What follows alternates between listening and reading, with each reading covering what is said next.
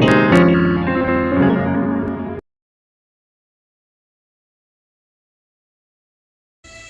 autre témoignage pour glorifier Dieu. C'est un frère. Dieu a fait de grandes choses dans sa vie. Écoutons attentivement. Le Seigneur pourra certainement nous parler comme il nous a parlé au travers du témoignage de notre sœur Chérol. C'est le frère Olivier, je ne sais pas si tu es là. Tu peux te rapprocher. Amen. Bonsoir. Moi c'est Olivier. Bon, ce que je m'apprête à vous dire est très important pour moi. Donc c'est un passé Christ et une fin heureuse. Dans mon témoignage, c'est sur l'enfer. Donc ce que je m'apprête à vous dire tout de suite, donc dans le passé, moi j'étais un bandit. Bon, je parle des bandits, bandit c'est trop peu. Bon, j'étais un braqueur. Bon, quand je dis braqueur, braqueur ne veut pas dire, parce que moi je cassais pas les portes, je n'arrachais pas les sacs, je ne volais pas les portables, c'était trop petit pour moi. Bon, moi je marchais avec des armes. Moi j'ai braqué avec des armes.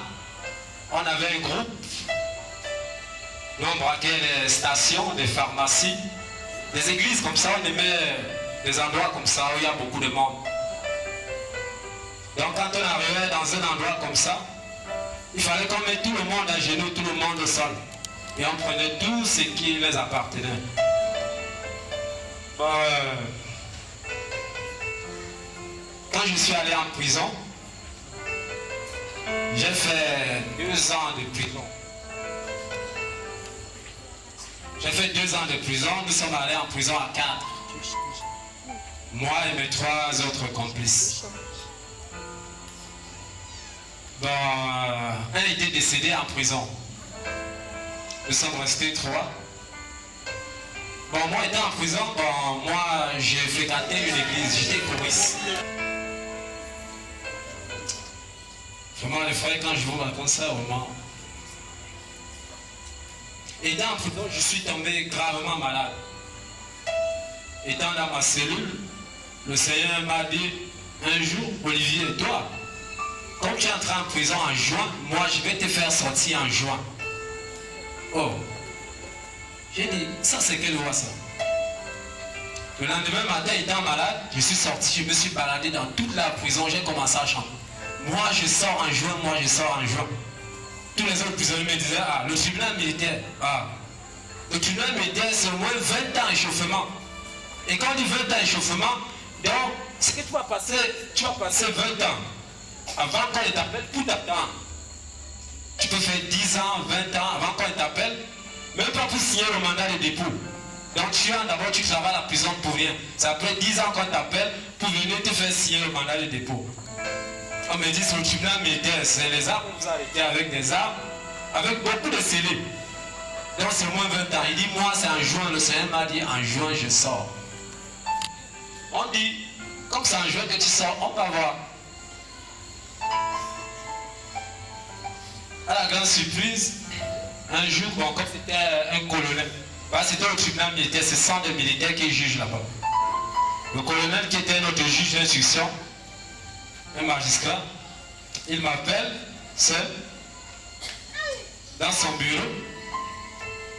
Il me dit, est-ce que tes complices sont au courant que je t'ai appelé? J'ai dit non. Il me dit, quand tu vas rentrer de la prison, on ne dit pas à tes complices que je t'ai appelé. Il me dit, je veux te libérer, mais je ne sais pas pourquoi est-ce que je veux te libérer.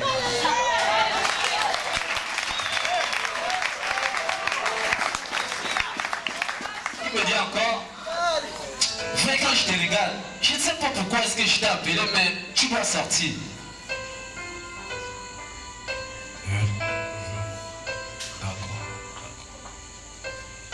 Il me dit, tu vas sortir.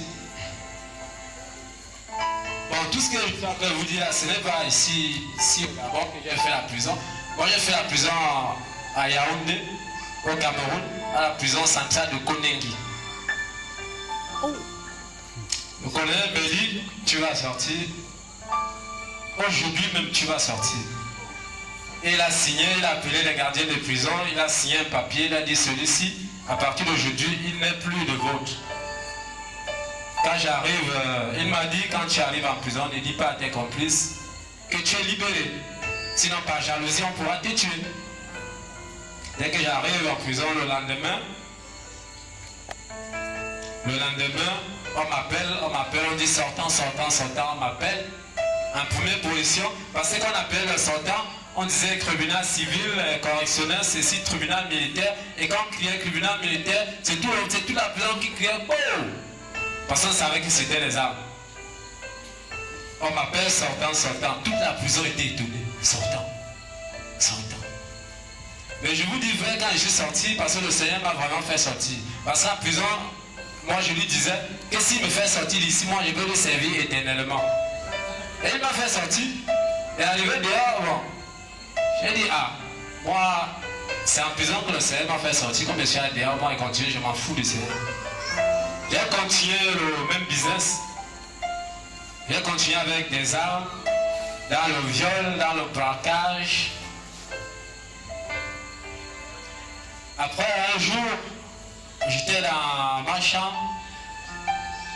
Toujours à Yaoundé, j'étais dans ma chambre parce que j'avais une chambre à l'extérieur. On était dans une maison familiale. Mes soeurs et tout le monde était dans la grande maison. Maintenant, étant à l'extérieur dans ma chambre, j'ai fait un songe.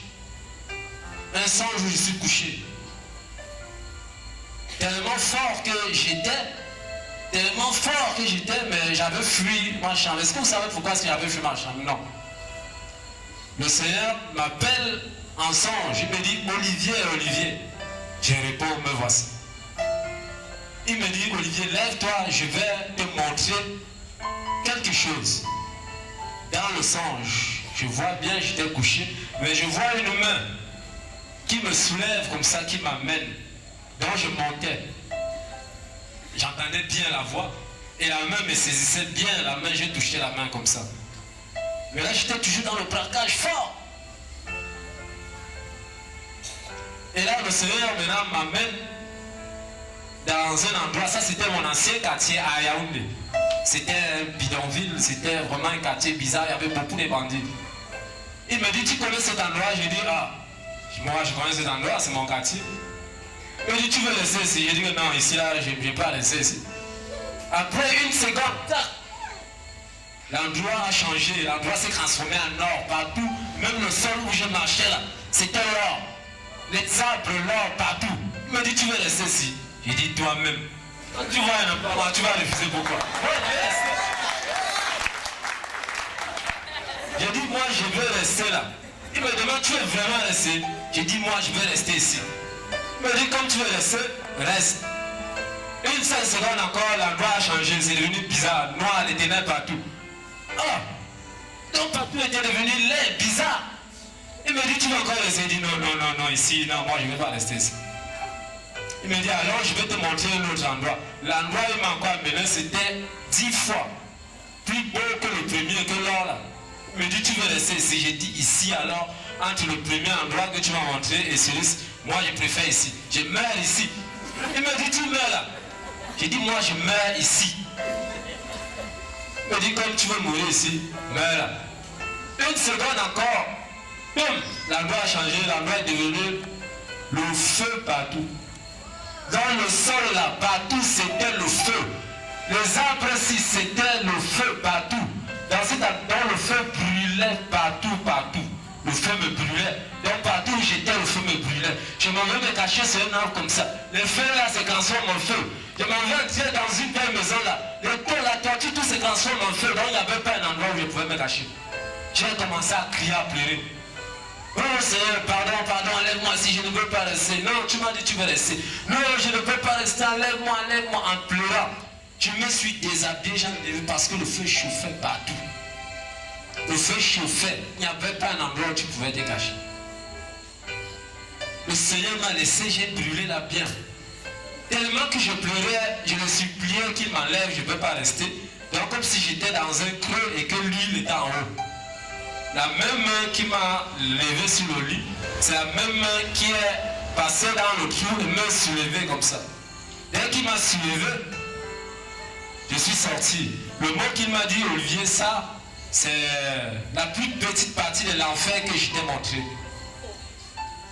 Ça, c'est la plus petite partie de l'enfer que je t'ai montré. Si tu ne changes pas, c'est là-bas où tu vas aller. J'ai botté la porte de ma chambre, j'ai laissé ça ouvert. Je suis parti en courant, j'ai toqué la grande maison. Oh, ma mère me dit c'est quoi? Mes soeurs me disent c'est quoi? Il dit que non, la chambre là, moi je dors plus là-bas. On dit toi, il faut comme tu es là, tu fuis ta chambre. Il dit non, moi je dors plus là-bas. Qu'est-ce que tu as vu là-bas? Qu'est-ce qui te fait fuir ta chambre? J'ai dit que dans ce lieu avec la sueur partout. J'ai dit moi je dors plus là-bas. Mon neveu me dit alors je vais dormir. J'ai dit que si toi tu vas aller dormir, alors va. Moi je pars plus là-bas. Mes parents étaient étonnés. Comme j'ai une petite soeur, elle est chrétienne depuis. Quand je l'ai un peu expliqué ce que j'ai vu là-bas, elle m'a dit, c'est que le Seigneur t'a montré là. Ça c'est une vision. Ce n'est pas n'importe qui que le Seigneur montre ça. Si le Seigneur t'a montré ça, c'était une façon de te dire que si tu continues dans le braquage, tu continues dans le viol, tu continues dans le vol, dans les mauvaises choses que tu fais, c'est là-bas où tu vas rester. Et si tu insistais de dire que tu veux rester là-bas, une fois tu ne te réveilles plus, tu restes une fois en enfer.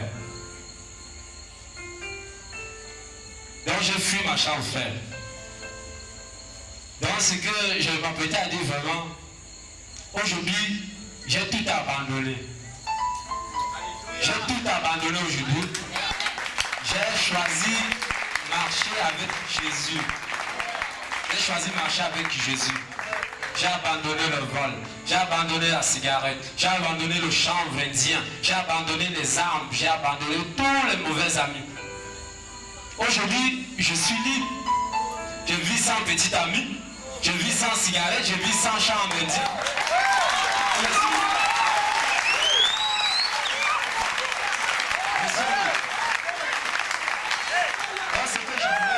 C'est ce que je voulais vous dire, frères et sœurs. Si vous êtes encore dans ce monde, que quelqu'un ne vous trompe pas un jour, vous dit que l'enfer n'existe pas. Moi je vous dis parce que j'ai vu l'enfer existe. Et si la mort vous prend actuellement, que vous êtes encore dans ce monde, avant votre virage en enfer, le Seigneur Jésus va vous demander, va vous dire, est-ce que Olivier ne vous avait pas dit que l'enfer existait?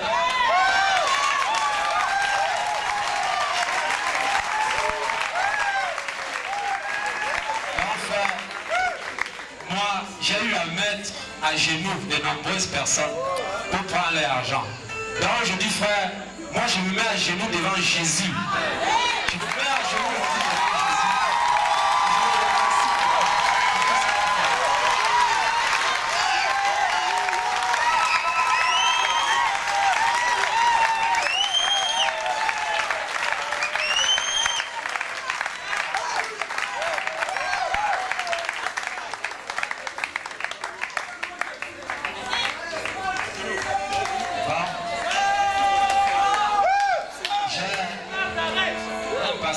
J'ai un très mauvais passé. Donc je ne peux pas vous raconter toute ma vie, mais c'est pour ça que je vous ai dit que c'était une fin heureuse. Parce que je suis heureux. Je suis heureux.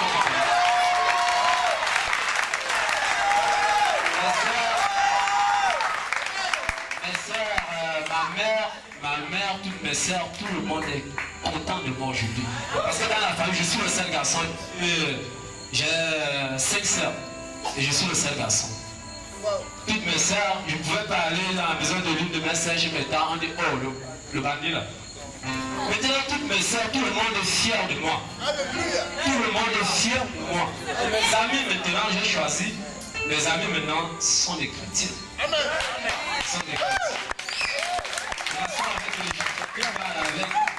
On soit avec des gens qui parlent avec Jésus. On ne parle plus de cigarettes, on ne parle plus de vol, on ne parle plus de femmes. Je suis très content.